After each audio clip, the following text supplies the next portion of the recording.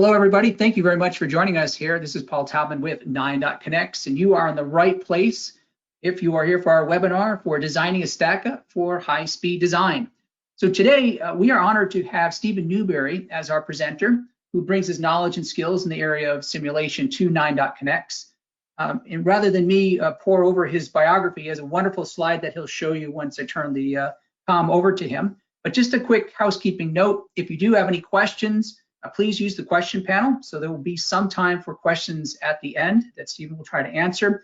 And we just simply ask that you be as specific as possible. So with that, I'm going to turn it over to you, Stephen. All right, great. Thank you very much, Paul. Let's get started.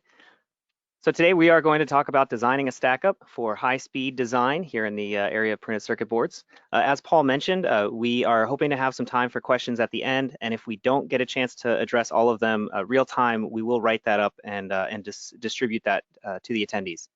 So about myself, my name is Stephen.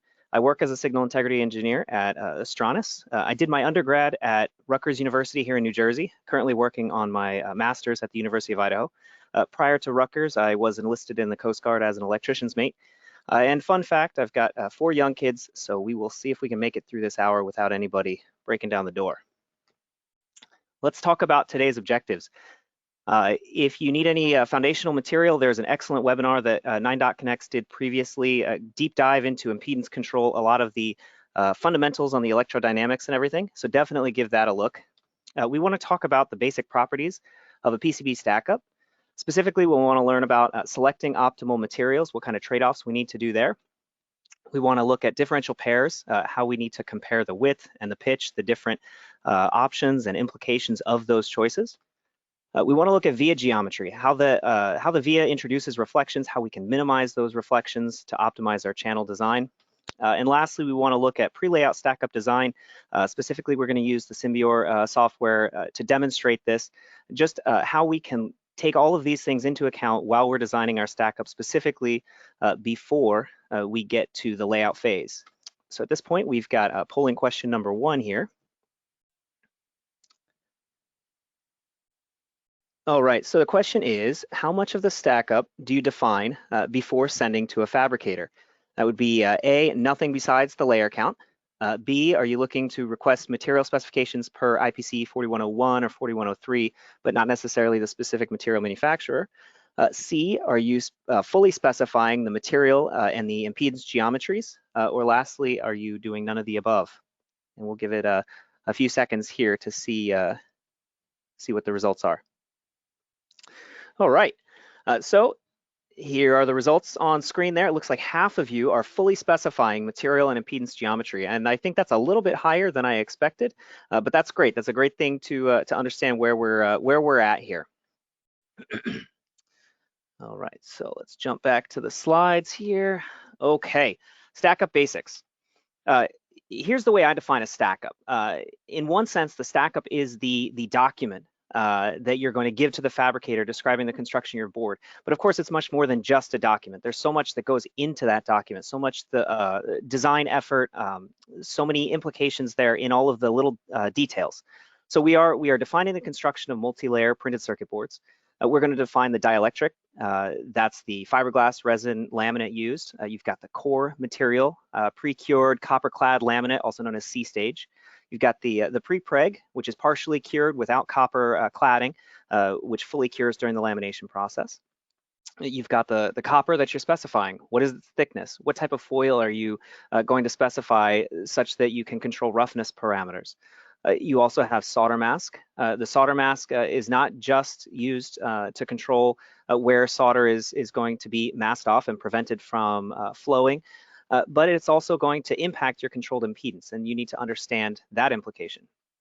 Your Stackup document is going to describe via configurations, things like your minimum drill diameters, pad diameters with the annular ring there, but also are you using mechanical drills? Do you have layers with laser drills, things like that? You are also going to define perhaps a very complex construction using HDI or high density interconnect. That could be multiple lamination cycles where you're actually laminating small portions of the Stackup and then putting it all together at the end. That could describe, again, laser vias or micro vias, things like that. The Stackup document also will describe controlled impedance geometry. That's absolutely critical for your fabricator to understand which traces need to be controlled impedance, which ones do they need to pay attention to that width, perhaps even test after fabrication. In addition to just the trace width, it's going to describe the reference layers used. So here's the thing, a lot of people, you might get started on your layout and then maybe think about the specifics of your Stackup in the middle of the layout or even near the end. But really for high-speed digital designs, it's absolutely critical that the Stackup that design starts at some point during the schematic capture phase and definitely prior to actually beginning the layout. So let's go into a little bit more detail on the material selection. I briefly mentioned the core and the prepreg that you're going to be looking at. Well, what are the actual electrical parameters that matter when it comes to one material or another? The first one that comes to mind is the dielectric constant. You'll hear that referred to as dk or the relative permittivity. And what are the things that this impacts? Well, most obviously it impacts the actual characteristic impedance of your traces. Those are definitely significantly dependent upon this dielectric constant. It'll also affect the propagation velocity or the delay of your signals as they propagate throughout your board. The dk will also impact crosstalk from trace to trace, right? Because you've got capacitive coupling, mutual coupling from one trace to another, and dk affects that, the magnitude of that capacitance. And it's also very important to understand that the dk is not just a single number. This is a frequency dependent value, and it's important to understand how it changes over frequency. You've also got dissipation factor. You'll see this referred to as df or tan d. This is very closely related to the relative permittivity from a physics standpoint, but it's got to do with the complex portion there. And the biggest impact here is signal loss. The lower your df, the lower loss the material is. Next, the copper foil. I mentioned the copper foil here a slide ago and how important that is. If you look at the colored plot here on the screen, there's a wonderful graphic from Isola showing the difference in roughness from, on the left there, a foil called RTF, reverse treated foil, and then on the right, VLP for very low profile. And you can see that the roughness of the RTF foil is significantly higher in magnitude. And that's important because it affects conductor loss on your signals. It also does have implications on the effective dielectric constant as you're calculating your controlled impedance traces. And I would highly recommend Bert Simonovich's material if you want to really dig into the nitty-gritty details about copper roughness. How about the fiberglass weave style? So far right here on this diagram, you can see a few different styles of weave, and you can see at the top that there are fiberglass bundles, and then in between the bundles and those windows is where you would have resin pockets. And important to understand, the resin and the fiberglass have different dk values. So what is that going to do to your traces? If you're running at a high enough speeds, high enough frequency, high enough data rate, that could have an implication, especially in differential pairs. Notice the large picture at the top here. You have, this is from Stephen Hall's book, you have an example of a differential pair where one trace is running primarily over the fiberglass bundle and the other one is running primarily over the resin windows. And as I mentioned here at the beginning, the dielectric constant impacts the propagation velocity of your signals. And so what is this going to do? It's going to result in an actually a different time delay at the receiver from your say your N leg on your diff pair compared to the P side. And that's going to be result in PN skew. So even if you perfectly length match the P and the N legs of your differential pair, you could still get skew if you don't properly control for the fiberglass weave. Now, how can that be mitigated? Well, we'll talk about that here in the next slide. Another important component on your material selection has to do with thermals, thermal expansion, as well as thermal conductivity. If you're running high power or high temperature ranges, it is important to understand the thermal expansion aspect of your material, especially when it comes to via barrels, maybe HDI construction where you're using micro vias and mechanical vias, just to make sure that you're not going to have a reliability hit due to expansion. And lastly, not necessarily technical, but it's very important as you're selecting material that you work with your fabricator, your fab vendor there to determine availability and lead time of the material. Very often, some of these materials will be challenging to source, and you can consider alternative materials or make sure you're ordering ahead, things like that. All right, so the first transmission line topology here we want to talk about are differential pairs, and specifically I want to touch on the width and the pitch trade-off. So we've got some diagrams here on the right. We've got a microstrip trace up on the top and then a strip line trace on the bottom. The microstrip there is on an outer layer of your PCB, so it'll have a single reference plane below it. That's the red plane here, and note that this is a coated microstrip. We've got solder mask coating on top of the traces. And when you're specifying your differential pairs, you're going to specify the trace width, and then you are going to specify the distance between them. Now, I've marked here both the gap and the pitch. You'll find that some fabricators or some software will specify that gap, just the edge-to-edge distance, and some will specify the pitch, which is the center-to-center distance.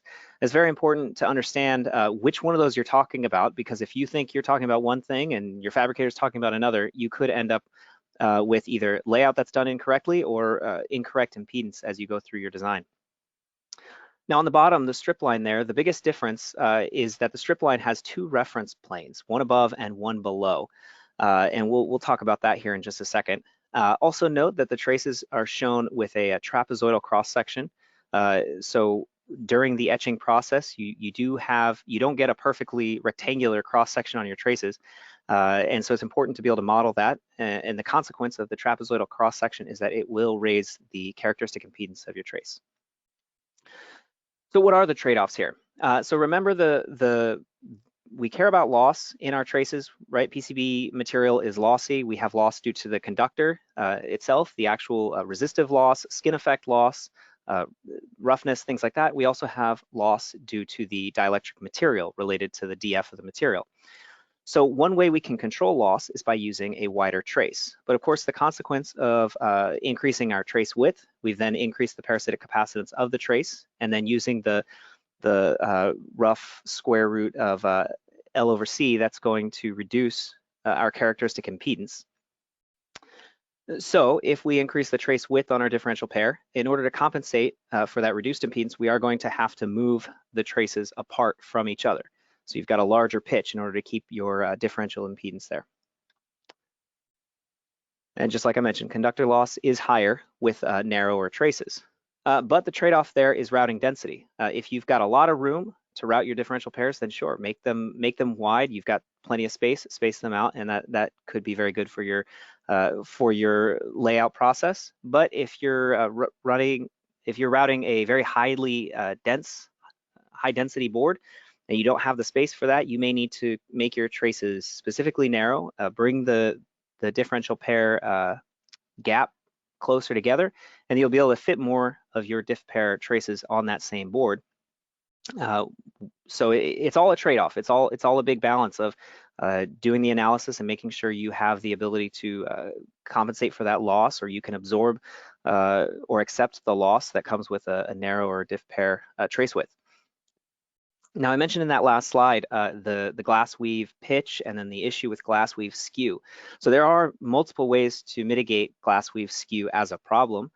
One way you'll see sometimes zigzag routing or rotating the panel or rotating the artwork on the panel during the process. But another way that's relatively simple is if you just look at the pitch of the fiberglass bundles in the dielectric material, and if you match your diff pair pitch to that glass weave pitch, it doesn't matter if one trace is over a bundle and you've matched the pitch, then the other trace will be over a bundle of glass. Or alternatively, if one trace is over the resin pocket with the pitch matched, the other trace will be over the resin pocket. Of course, you can also use the mechanically spread glass, which is where they distribute the fibers more evenly to get a more homogeneous dielectric material there. One other critical thing to consider as you're designing your stack-up, especially with strip line traces, this goes for single-ended and differential pairs. When you have that extra reference plane there, you do reduce the you increase the parasitic capacitance, which will require you to reduce the trace width even further. So you have to be careful as you're designing your layer thicknesses that you're not creating dielectric layers that are so thin that your traces are too narrow to manufacture, which is it's surprisingly easy to do as you go up in layer count and try to keep your overall board thickness low. All right, let's head over to via design. So what are the critical components of a via? What can you adjust? What do you have control over? So here at the bottom, I've got an example 3D view of a differential via here. So we've got two vias, for part of a differential pair. And of course, you have control over that drill diameter, the diameter of the drill used in the mechanical drilling process. You've also got control over the pad diameter. Of course, the pad diameter will be constrained to some value above the drill diameter to keep a minimum annular ring. So work with your fabricator to make sure that you're going to hit something manufacturable.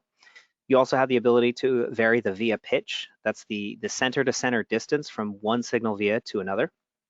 And then also don't forget you have the ability to specify that anti-pad. So an anti-pad is the amount of clearance around your vias on your plane layers. And so making your anti-pad larger will again reduce parasitic capacitance and will affect the impedance that you see through a via. So at the top plot there, I have a TDR of a via, and as you're designing your via and you're tweaking these parameters, it's important to understand what the TDR is telling you. TDR is a time domain reflectometry where we send a pulse in and we see what the reflections look like, and we can get the impedance based off of that. If you see a bump in the TDR, that generally means an inductive discontinuity. So if you increase parasitic capacitance or reduce some of that inductance, you can bring that back to the flat level that you want right at the whatever your reference impedance is. The opposite there is a dip is going to represent a capacitive discontinuity. And again, you can just mitigate that by doing the opposite. So as I mentioned with these diameters, you need to look at manufacturability. And the larger your drill diameter, the larger your pads, that's going to result in higher parasitic capacitance. And as I mentioned, the anti-pad will result in higher inductance if you make that larger. The via pitch, that's going to affect the impedance again. Similar impact, right? You bring your two vias together, the overall impedance is going to reduce. Now, what about via stubs? We haven't mentioned this, but you need to know what your signal frequency is, most importantly, because what that is what your signal frequency is will impact whether you can tolerate a stub at all or what the max stub length is that you can tolerate. And if you find yourself in a situation where you do have a stub and it's not going to, you need to mitigate it somehow, you've got to understand how you can do that. Things like back drilling, but of course with that come the extra clearances that you need to account for. Things like micro vias, those can be great, but you've increased the complexity of your Stackup with that, as well as increasing the cost. And then lastly, stitching vias. Stitching vias provide a return path, because remember, we're just guiding the electromagnetic fields throughout our board here. It's not necessarily all about the conductors themselves, it's about the fields. And so stitching vias are important to make sure you include and account for at high frequencies to make sure you've got good return paths. All right, so at this point, we've got a polling question number 2. And the question is, so how do you mitigate via stubs? The answers are A, you don't do anything, or you didn't know that this was an issue. B, do you use back drill or micro vias for everything across the board without really worrying about it? C, do you use a rule-based or simulation-based mitigation? You go through your vias, you check your frequencies, and you make sure that you are applying back drilling or applying micro vias or reducing stubs where needed. Or D, you don't need to because you're working on low-speed designs. All right, so we've got our answer up on screen, and almost half of you are not mitigating via stubs because you don't need to. You're working on low-speed designs, and that's totally understandable. What I would say though is that speeds are increasing across the board. High-speed components are getting easier and easier to put into your designs. So this is definitely something that you need to be aware of in case you do encounter it in the near future. All right. Okay, so we're going to get onto the simulation here. So I want to frame this simulation with a goal. We're going to be doing some stack-up design. We're going to look at some of these things that I've described, but our goal is using a 10 gigabit per second NRZ waveform, design a channel with a 12-inch length. We're going to route it on from top layer down to layer 3, and at our receiver, we want to be able to see a final eye width of 900 picoseconds and a final eye height of 600 millivolts. So keep that in mind as we get into our stack-up design here. Okay, so hopefully everybody can see my screen here. What are we gonna do? Let's see, so the first thing we need to do is just start a new project.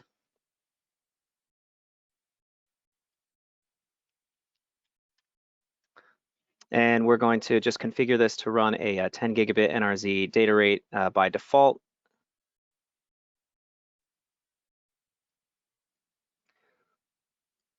Okay, and now we need to bring in our PCB materials. So maybe we have an idea of what material we're going to use. Maybe we're just going to experiment a little, something like that.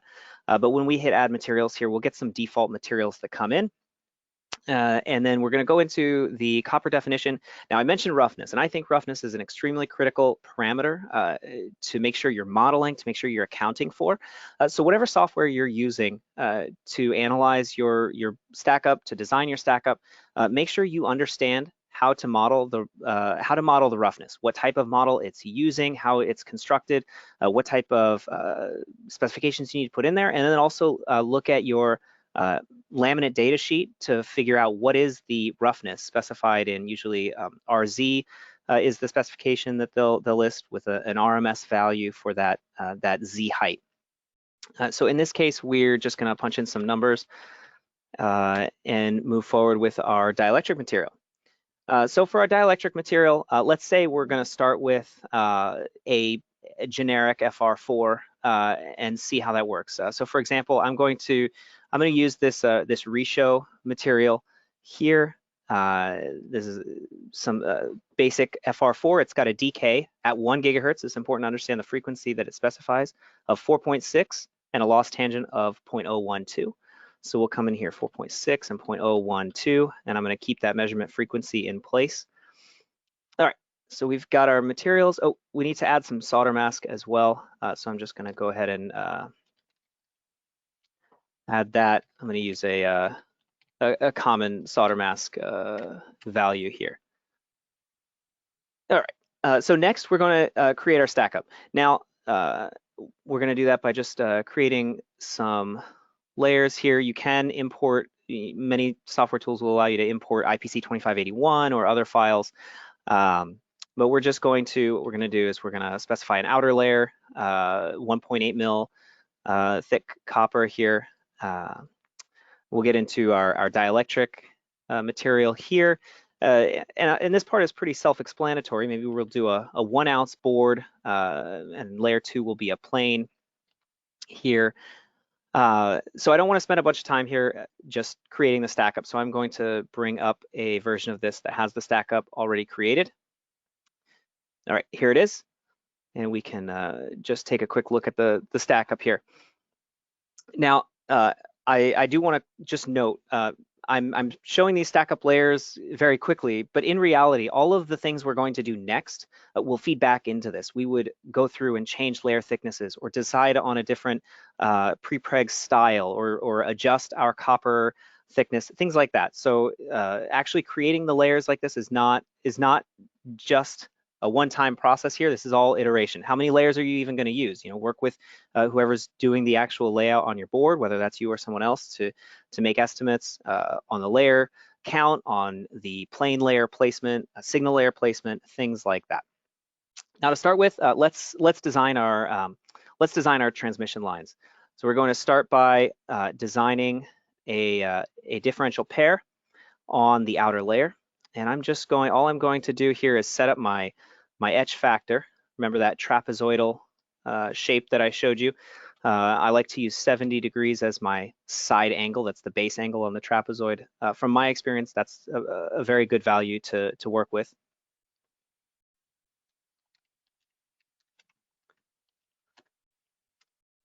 Okay, and we'll go ahead and run that, but I haven't set any of the layer widths.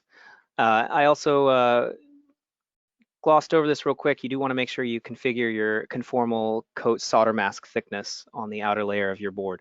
But either way, here is our diff pair. Now, in order to actually determine an ideal differential pair geometry, trace width, gap, things like that, I'm actually going to use an iterative solver. And so I'm just going to grab my diff pair simulation. Let's real quick, let's plot what we have right now.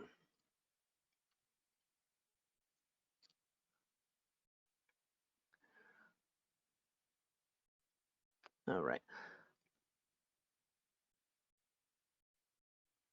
So I'm going to plot two very important parameters. That's going to be the actual characteristic impedance and the attenuation per unit length here in dB per inch. Because as I mentioned, with the thinner your trace width, right, the higher your attenuation is going to be. Attenuation being loss in the trace.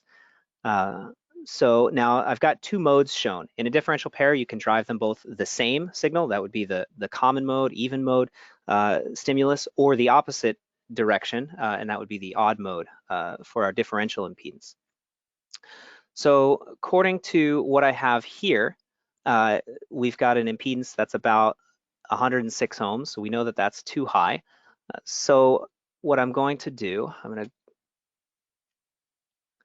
grab the differential pair geometry, and then I'm going to adjust it. So my trace width here is at 7 mil. Let's set that to 8 real quick. And then my trace pitch here is at about 18. Let's just set that to 16. So 8 mil trace thickness, 8 mil gap makes for a 16 mil pitch. And we'll go ahead and simulate this.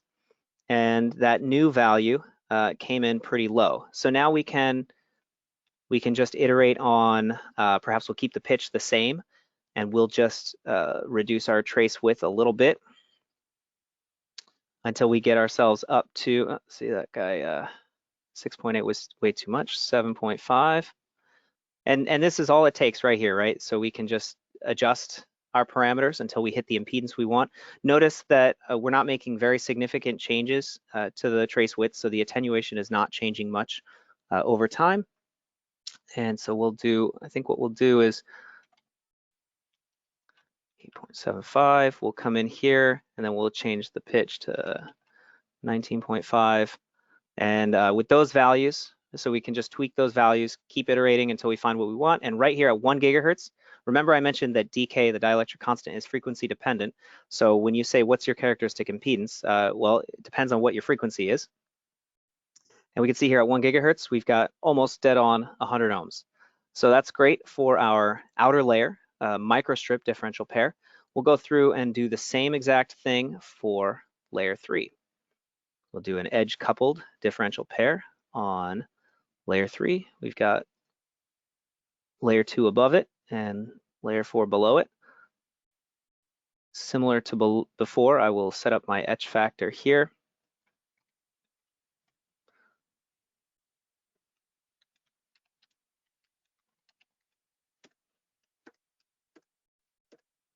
Okay.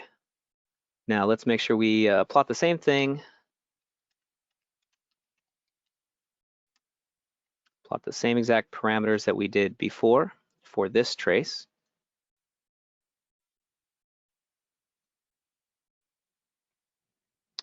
And again, I will turn off the even mode and look only at the odd mode.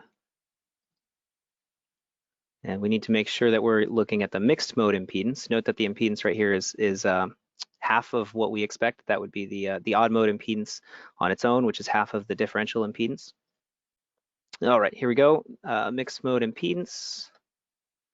And then same exact process we just did. We're gonna bring our simulation in. We're gonna tweak our geometry. Let's start with 3.5 mil trace and a 14 mil pitch. All right, and we need to reduce our characteristic impedance again. So we'll go with 4 mil on the trace and That brought us too low. So if we need to increase it, we'll bump up the spacing a little bit, say 15 mil, and we're still just a little bit low. So again, 15.5, and here we go. 100.0 ohms at 1 gigahertz. So that's really as quick as it is. That's all it takes to determine the optimal trace width once you've settled on layer thickness. Now, perhaps you have an idea of attenuation, or maybe we need to go a little bit further before we look at attenuation. But before we get into the full channel, let's do one new plot. I want to just show you. I keep talking about attenuation in the traces here, especially when comparing the inner layer strip line with the 4 mil trace width to the outer layer with the 8.5 mil, 8.75 mil trace width. So real quick, what I'm going to do is I'm going to bring in my my values, and I'm going to do that for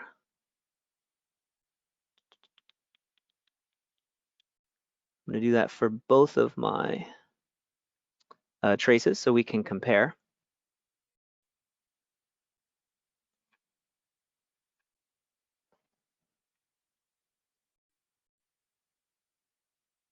All right, so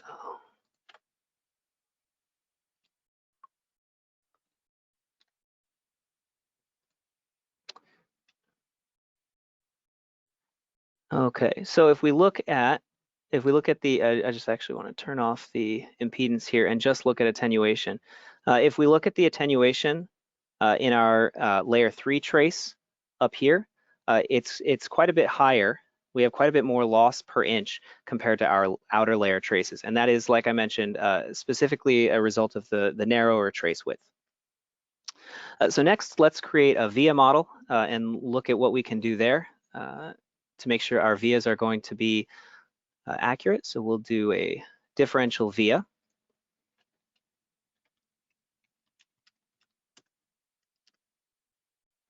You know what?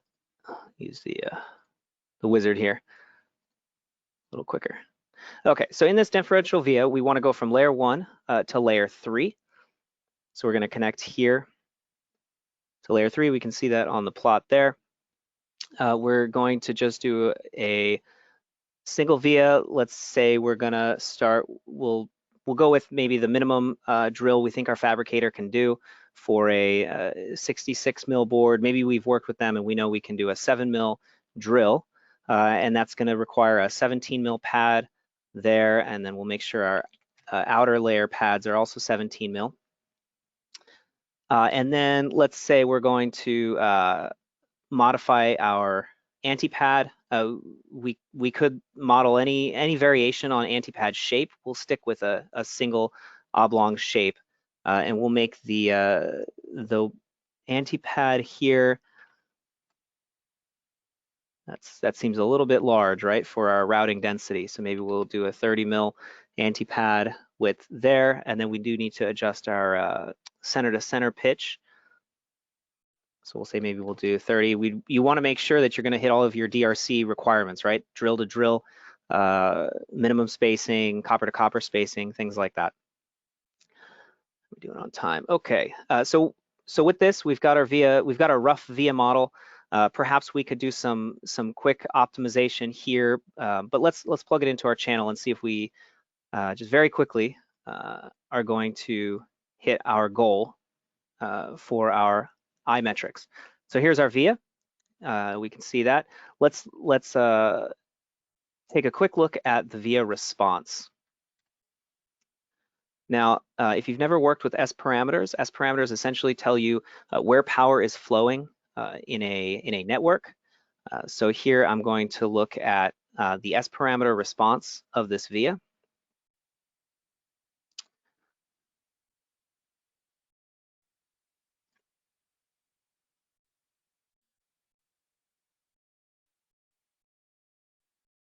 Okay.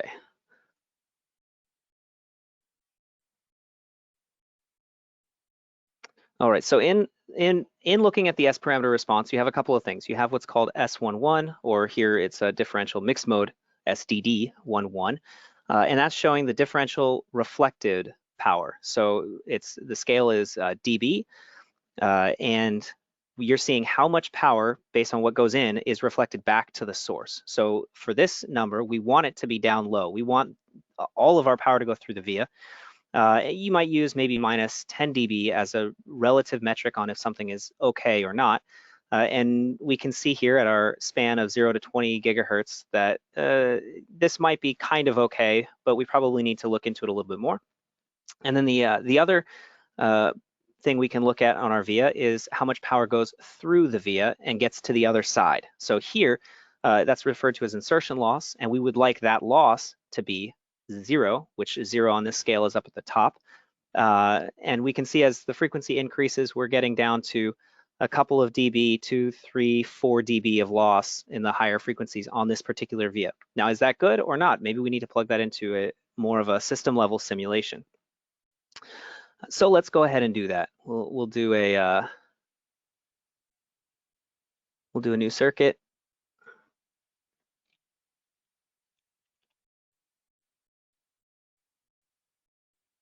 All right, and in this circuit, we're going to start with a transmitter, driver source. We're going to put in our layer 1 trace that we designed. That's going to be the breakout region for our component. So maybe it's only 250 mils. Perhaps that's the constraint we're giving it. Then we'll put our via in because we know we go from that 100 ohm trace there through our via. All right, now we've got our layer 3 trace. Recall that our goal is to do 12 inches on this layer 3 trace. So I'm going to set this for 12,000 mil, 12 inches. And we'll just put another via for the opposite end in there. We'll make sure that our ports are configured correctly. Similarly, we'll put the breakout trace from the other side here. And then we'll put the transmitter, the receiver side, excuse me, on the other end. And now we've got our channel built. So the first thing we probably want to look at is, like we saw the S parameter for the via, we want to look at the S parameter response for this channel. Okay. And I'm just going to tell it to also compute a time domain response so we can look at TDR like we saw in the slides. So let's look at that channel S parameter.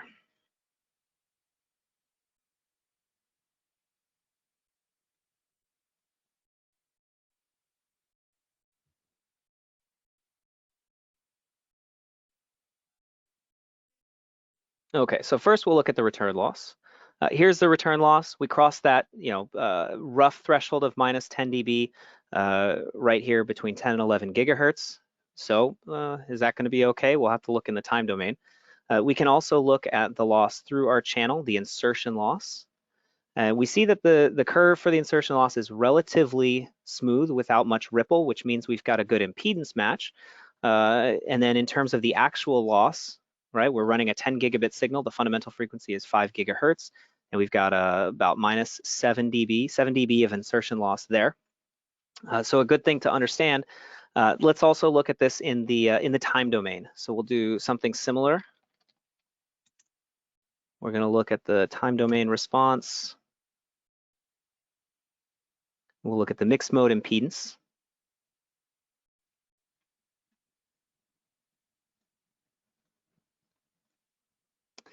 All right, now, this is interesting.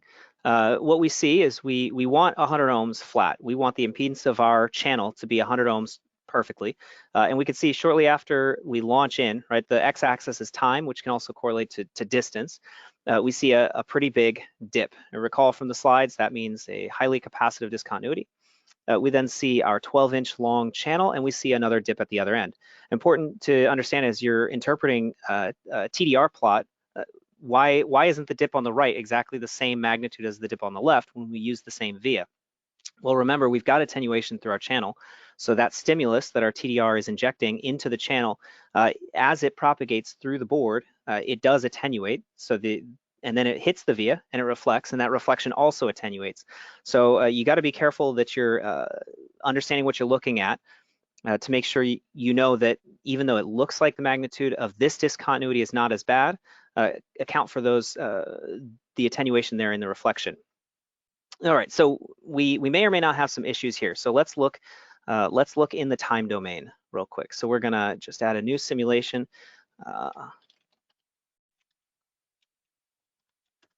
And in this case, we're going to look at an eye diagram.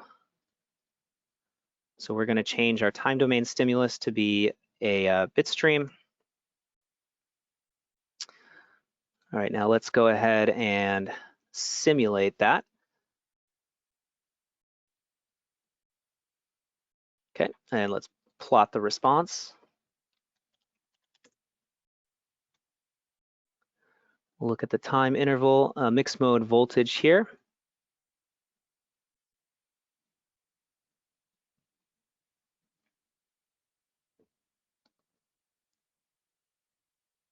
Okay, so we've got some eye diagrams.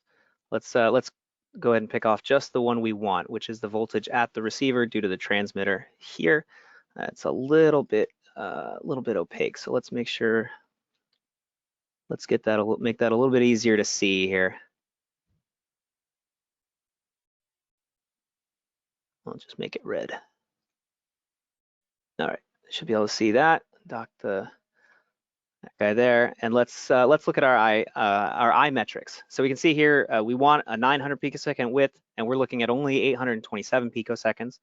Same thing for the height. We wanted to hit 600 millivolts, and looks like we're only at 365. So obviously we've got some issues here. Now, if you had a keen eye, you noted that I had a pretty large stub on this via. So maybe we can try to eliminate that. Let's implement back drilling from the bottom, and we'll just clear out there. And so here we go. We've got no more stub there. I'm just gonna try to rush through the end here so we make sure we have some time for questions. So let's go ahead and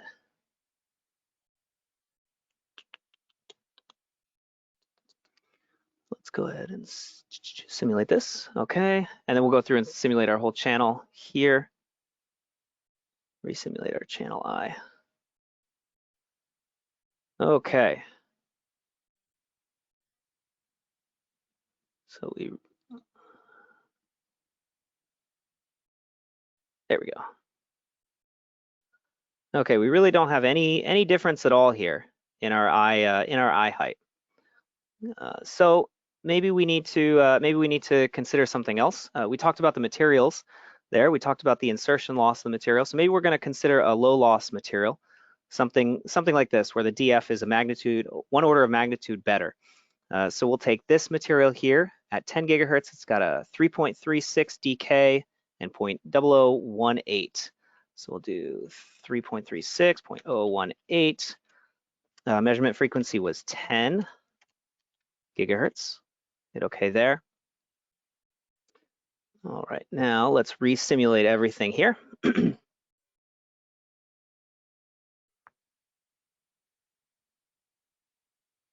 it'll just be 1 second. All right, recalculate our eye metrics. Beautiful. So we could see here during this demonstration process, we see that we very quickly looked at Stackup layers. We constructed Stackup layers. We created our diff pair transmission lines. We created a via.